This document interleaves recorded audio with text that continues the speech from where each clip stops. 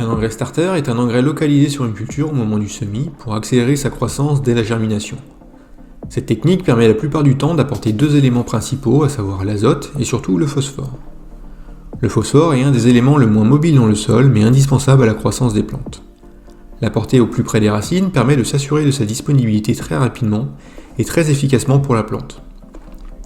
L'engrais starter est utilisé pour améliorer la vigueur de départ des cultures, souvent gage d'une meilleure résistance aux bioagresseurs et d'une meilleure implantation.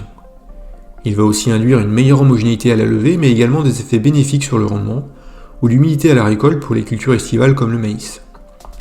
Une fertilisation starter, telle qu'elle soit, aura d'autant plus de chances d'être efficace que le sol est peu pourvu en phosphore, que le semis est précoce, ou sur les parcelles avec des types de sols qui ont du mal à se réchauffer. Les engrais starter sont principalement de deux types. On retrouve les microgranulés utilisés en mélange à la semence ou apportés à l'aide de dispositifs spécifiques. Ils sont appliqués la plupart du temps dans l'arrêt de semis dans des quantités de l'ordre de 20-25 kg par hectare. Étant donné leur dose d'utilisation, ils amènent peu des éléments fertilisants et leur efficacité est souvent limitée. On peut également localiser des engrais classiques en granulés à l'aide d'un équipement spécifique. Cette technique permet d'apporter une quantité d'éléments conséquente pour couvrir de manière plus importante les besoins de la plante. C'est la technique qui permet d'obtenir les meilleurs résultats, mais quelques précautions doivent être prises pour garantir une efficacité optimale. L'engrais starter doit être placé 5 cm à côté de la semence et 5 cm en dessous.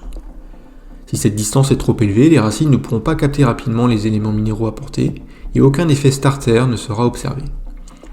Si cette distance est plus faible, l'engrais peut être toxique dès qu'il entre en contact avec la semence. Ce phénomène est souvent observé avec les engrais à base d'azote et apparaît lorsqu'une trop grande quantité sous forme ammoniacale est absorbée par les tissus. Un autre phénomène peut être observé lorsque l'azote est apporté sous forme urique.